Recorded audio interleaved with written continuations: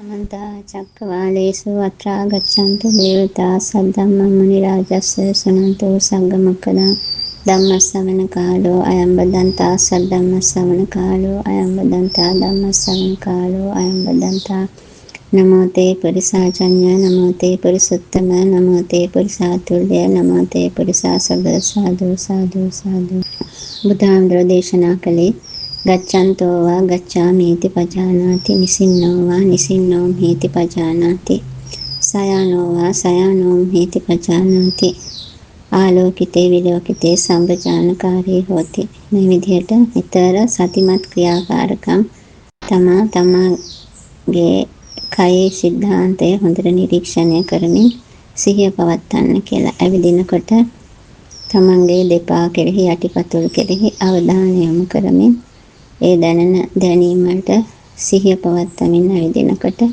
බොහෝ දුරක් අපිට සුවසේ ගමන් කර හැකි වෙහෙසක් නැතුව ගමන් කරන්න පුළුවන්. ඒ වගේම නිදා ගන්න වෙලාවට එළඹ සිහියෙන් කායට සිහිය අරගෙන හුස්ම රැල්ල දැනෙන හුස්ම රැල්ල හෝ පිම්බීම හැකිලීමට සිහිය ගත් විට අපිට බොහෝ සුව නිින්දක් ලබා ගන්න පුළුවන්.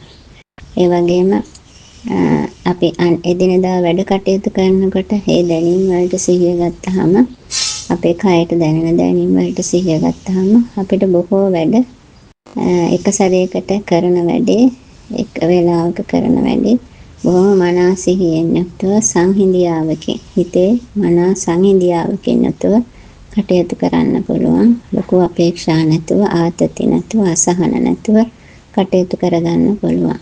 ඒ වගේම වටපිට බලනකොට පවා සිහි බුද්ධියෙන් කටයුතු කරන්න. මොකද අපි ආවෙත් තනියම යන්නෙත් තනියම හිත හදන්න ඕන තනියම. හිත නිවාගත්තේ නැත්නම් මේ ගෝරතර කටුකතර සසරේ නැවත නැවතත් වැටෙනවා. ඉතින් අපි බුදුහාඳුරු දේශනා කළේ දිනෙන් දින වයස්ගත වෙනවා. දිනෙන් දින කායික ආබාධ හට ගන්නවා. ඒ නිසා කය දුබල වෙනවා.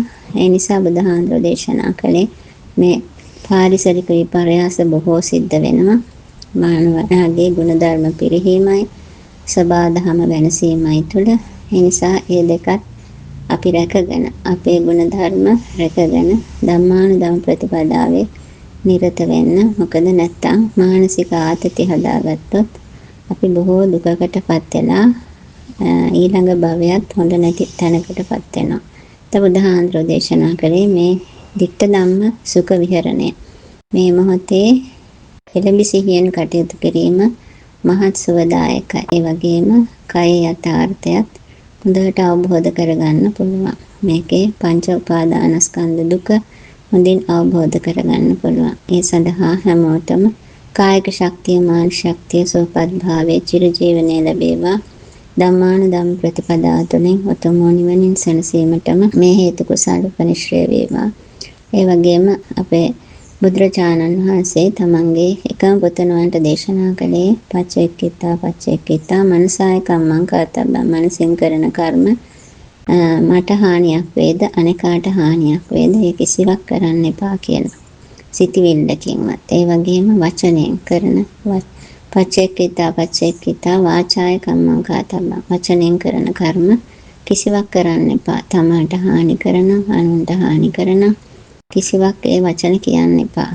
බොරු කේලම් පරස වචන හිස් වචන කියන්න එපා. ඒ වගේම පච්චේක්කිතා කායේන කම්මං කරතබ්බං. තමන්ගේ කයෙන් කරන ක්‍රියාවෙන් කාටවත් කුරා කූඹියකටවත් හිංසාවක් පීඩාවක් නොවන පරිදි මේ සබා දහමටත් හිංසාවක් පීඩාවක් නොවන පරිදි ජීවත් වුණොත් බුදුහාඳුරෝ දේශනා කළා අන්න ඒ තැනට දෙවියොත් ආරක්ෂා කරනවා. සබා දහමත් ගරු කරනවා කියලා. එහෙනම් ඒ ධම්මානුධම්ම ප්‍රතිපදාව තුළින් ඔබ සියලු දෙනාට මානසික සුවපත් භාවයේ මේ ස්වභාව ධර්මයේ ආරක්ෂාව කිසිදු පුරා කෝඹියකින්වත් හිංසාවක් පීඩාවක් සිදු නොවේවා.